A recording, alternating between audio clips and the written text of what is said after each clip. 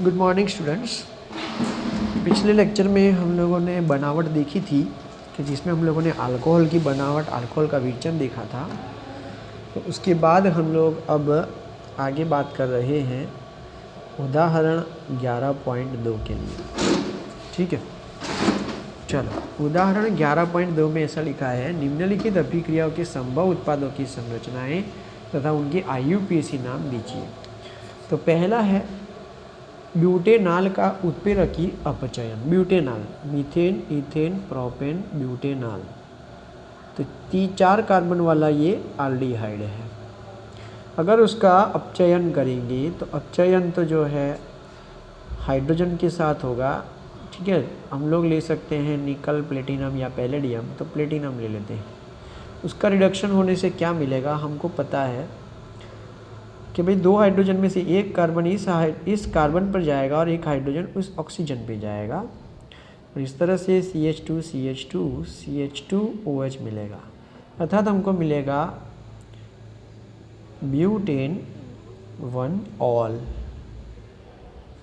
ठीक है, चलो दूसरा क्या दिया है, तनु सल्फ्यूरिक एसिड की उपस्थिति में प्रोपीन का जल योजन। Methane, ethane, propane, double bond.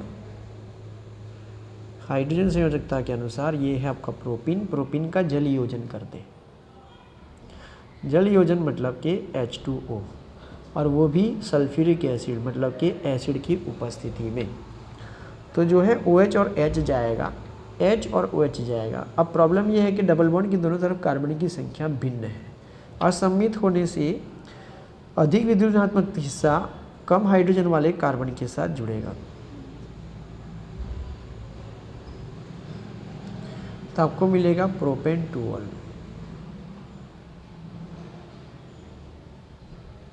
कि भाई OH जो है कार्बन के साथ जाएगा और H जो है ये कार्बन के साथ हाइड्रोजन के साथ जुड़े जाएगा।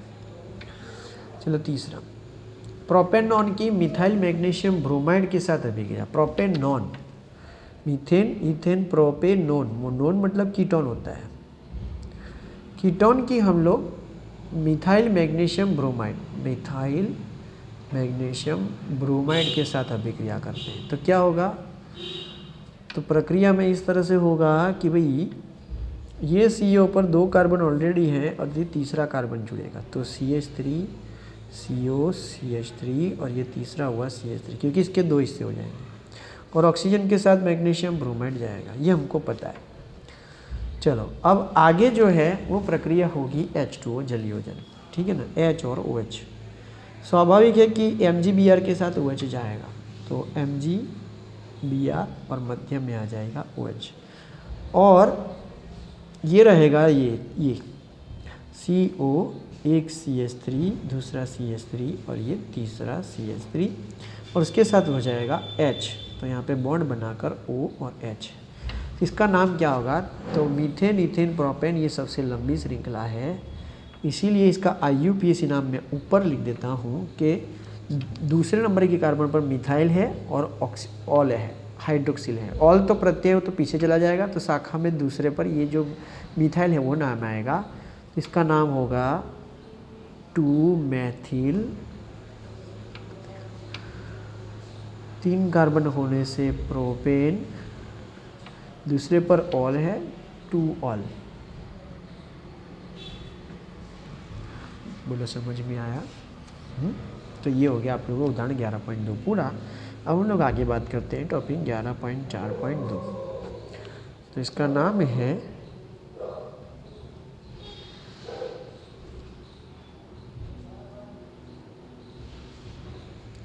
फिनोलों का विरचन।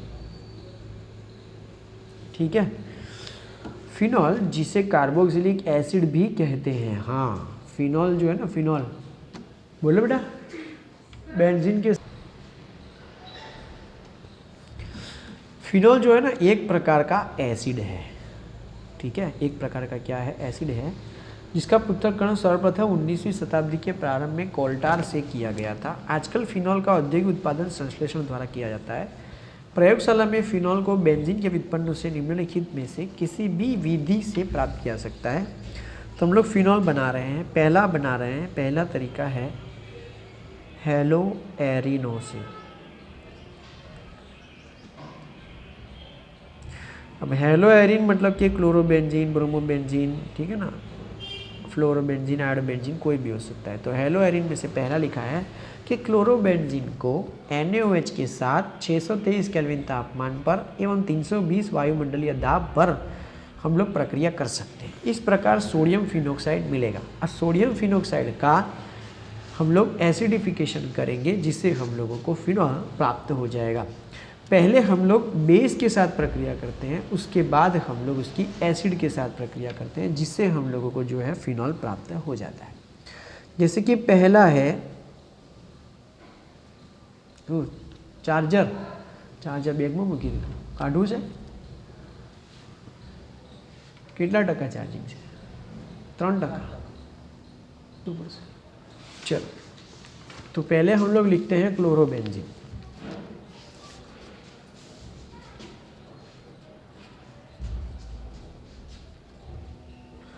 क्लोरोबेंजीन की सोडियम हाइड्रोक्साइड के साथ प्रक्रिया करते हैं तो याद कर लो, बार बार ये प्रक्रिया आ सकती है। 300 वायुमंडलीय दाब पर प्रक्रिया करने से Na और Cl दूर हो जाते हैं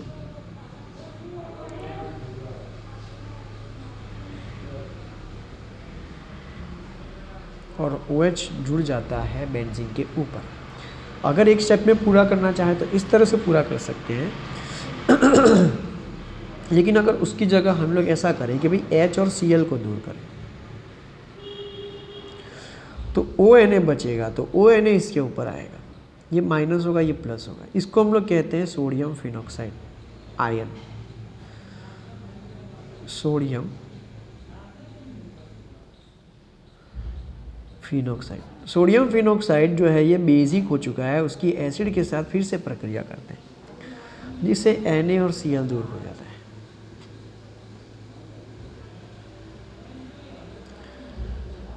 H मिल जाएगा और इस तरह से मिल जाएगा फिनॉल। चलो, फिनॉल का बनावट एक प्रक्रिया हो गई। दूसरी बेंजीन सल्फोनिक एसिड से।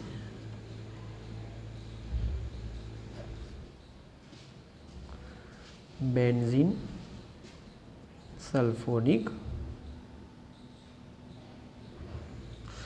अम्लों से। चलो, बेंजीन सल्फोनिक एसिड कैसे मिलता है उसकी चर्चा तो हम लोग 11th में कर चुके हैं कि बेंजीन से बेंजीन सल्फोनिक एसिड हम लोग ऑलियम से बनाते थे या तो सल्फ्यूरिक एसिड के साथ तीव्र प्रक्रिया करके हम लोग गर्म करके जो है बनाते थे। तो पहले हम लोगों को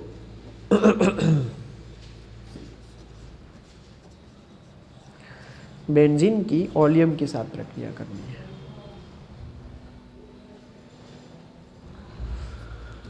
ठीक है, ऑलियम से क्या होगा कि ये बेंजीन के ऊपर SO3H क्रियाशील समूह जुड़ेगा जिससे हम लोगों को मिलेगा benzene sulphonic acid. Benzene sulphonic acid. अब इस बेंजीन के सल्फोनिक एसिड से ही में हम लोगों ने बेंजीन का सल्फोनेशन किया है, ठीक है ना, सल्फोनेशन से हम लोगों को मिलता था। अब उसकी गलित सोडियम हाइड्रोक्साइड के साथ गर्म करने से हमको सोडियम फिनॉक्साइड मिलेगा और सोडियम फिनॉक्साइड का लवण जो है उसका एसिडिफिकेशन करने से हम लोगों को फिनॉल मिल जाएगा। इसलिए अब इसको 2 स्टेप में बताने की जगह पर एक ही स्टेप में इसको पूर्ण कर लेते हैं कि NaOH थोड़ा सा गर्म करेंगे, एसिड की उपस्थिति, पहले स्टेप में सोडियम फिनॉक्साइड मिलेगा, फिर एसिड करेंगे तो ये मिलेगा। हम लोग बार बार नहीं करते हैं, सीधा जो है वो एक ही स्टेप में उसको फिनॉल बना देते हैं। तो याद रखो, क्लोरोबेंजीन से मिलता है और बेंजीन सल्फोनिक एसिड से मिलता है। इसमें भी NaOH है और इसमें भी NaOH है। ठीक है, ये हो गया आप लोगों को। चलो नेक्स्ट, तीसरा डायएजोनियम लवणों से।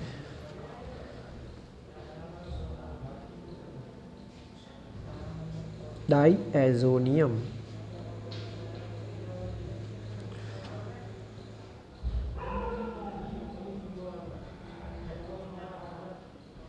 लवणों से। डायएजोनियम क्या होता है?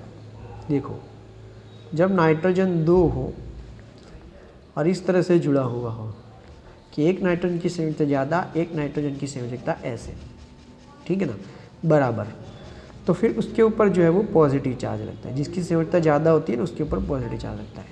इसको हम लोग शॉर्ट में कहते हैं N2+, इसे शॉर्ट में कहा जाता है N2+, इसे कहते हैं डायएजो, ठीक है ना, डायएजो। अब डायएजो लवण बनाना है, डायएजोनियम लवण बनाना है, तो इसके साथ हमको लवण को जोड़ना पड़ेगा। उसके पहले हम लोगों को डायएजो क्या होता है, तो वो डायएजो भी हम लोग ये सीख चुके हैं, लेकिन डायएजो जो है वो बेंजीन के साथ हम लोग बनाएंगे, ठीक है ना। तो बेंजीन डायएजो बनाने वाले हैं हम लोग। डायएजो ये रहा आप लोगों का, लेकिन हम लोग बेंजीन डायएजो बनाएंगे। तो इसमें कैसा होगा कि 2 नाइट्रोजन की ज़रूरत है, इसलिए हम लोग पहले 1 नाइट्रोजन से शुरुआत करेंगे, तो जिसमें 1 नाइट्रोजन वाला हम लोग बेंजीन वाला 1 नाइट्रोजन लेंगे, उसको हम लोग कहते हैं एनिलीन, ठीक है ना। बेंजीन के ऊपर NH2 होता है एनिलीन। तो प्राथमिक एरोमेटिक एमाइन की 273 से 278 केल्विन जैसा निम्न तापमान पर नाइट्रस एसिड के साथ प्रक्रिया करेंगे। नाइट्रस एसिड होता है HNO2, लेकिन HNO2 बनता है NaNO2 + HCl के मिश्रण से। उससे पहले हम लोग डायएजोनियम लवण बनाएंगे और फिर डायएजोनियम लवण की जल के साथ उसको गर्म करेंगे, अथवा तो तनु एसिड के साथ उसकी प्रक्रिया करेंगे, जिससे हम लोगों को फिनॉल मिल जाएगा। जैसे कि एनिलीन, कि भाई बेंजीन के ऊपर NH2,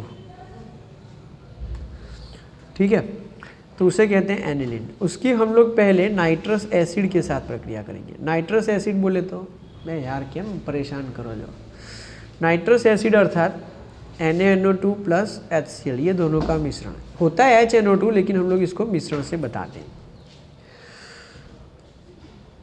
तो प्रक्रिया में इस तरह से ऐसा होगा कि 1 नाइट्रोजन तो था, 1 नाइट्रोजन यहाँ से आया, 2 हो गए, ये हो गया बेंजीन डायएजो, ठीक है। अब यहाँ से क्लोरीन आया, तो ये हो गया बेंजीन डायएजोनियम क्लोराइड। बाकी का कहाँ गया वो हम लोगों को नहीं बताना है, ठीक है। चलो, अब ये मिला हम लोगों को बेंजीन डायएजोनियम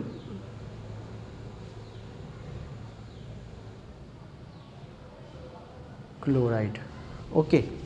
अब इसकी हम लोग जल योजन करेंगे उसको गर्म करने पर पानी के साथ।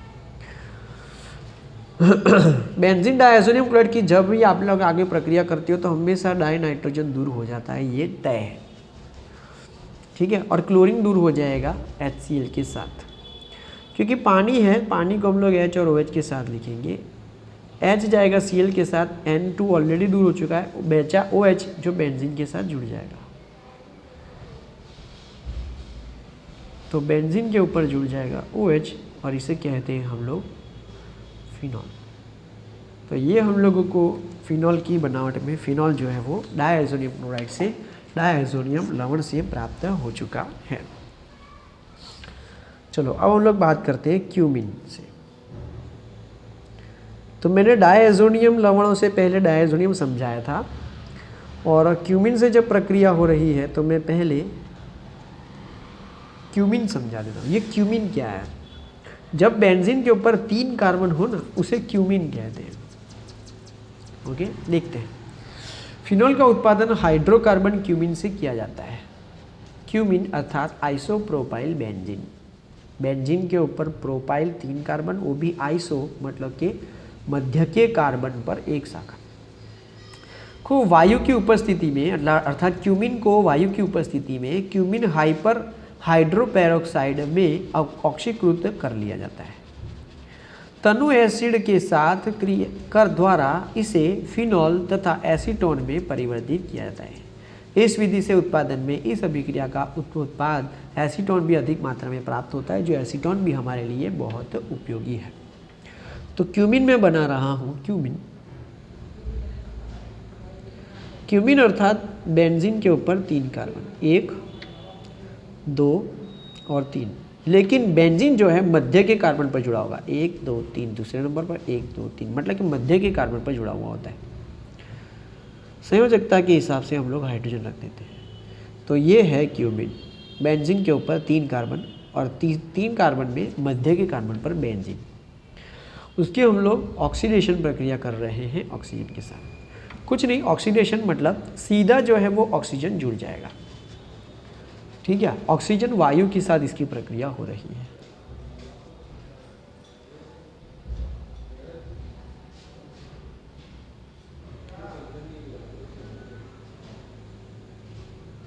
तो ये जो कार्बन और हाइड्रोजन है इसके बीच में 2 ऑक्सीजन आ जाते हैं और इस तरह से ये पेरोक्साइड कहलाता है। 2 ऑक्सीजन, 1 अधिक ऑक्सीजन, तो क्यूमीन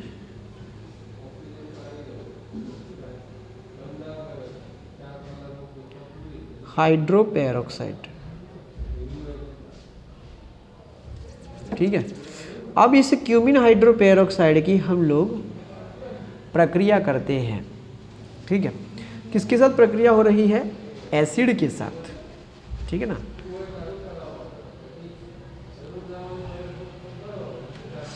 तो प्रक्रिया में ऐसा होगा कि बॉन्ड जो है वो ब्रेक होगा और अणुओं का जो है अंदर अंदर जो है वो प्रक्रिया देखने को मिलेगी। कैसे बॉन्ड ब्रेक होता है कि सीधी बात है, अगर हमको फिनॉल की बनावट देख रहे हैं इसलिए फिनॉल तो पहले बनाना ही लेना है। अर्थात हम लोग ऐसा मान सकते हैं कि OH यहाँ से जो है वो वैसा का वैसा आ गया और यहाँ से बॉन्ड ब्रेक हुआ तो CH3CO CH3 यहाँ से भी बॉन्ड ब्रेक हुआ तो हमको मिलेगा CH3CO CH3। ये हमको मिल गया फिनॉल और ये हमको मिल गया एसीटोन। एसीटोन मिल रहा है तो हमारे लिए फ़ायदा ही है, क्योंकि एसीटोन भी हमारे लिए जो है वो उपयोगी पदार्थ है। तो ये हो गया आप लोगों का जो है वो फिनॉल का उत्पादन। पाठ्यनीति प्रश्न है वो आपको हमेशा करने हैं, ध्यान रहे। पाठ्यनीति प्रश्न करोगे तो आपकी प्रैक्टिस जो आप लोग जो भी टॉपिक आपने पढ़ा है उसकी प्रैक्टिस आपकी परफेक्ट हो जाती है, ठीक है। तो ये थी आप लोगों की फिनॉल का जो है बनावट या फिनॉल का उत्पादन। तो अब आगे जो है 11.4.4 रासायनिक अभिक्रियाएं हैं, उसके लिए जो है मैं एक नया वीडियो जो है वो बना दूंगा।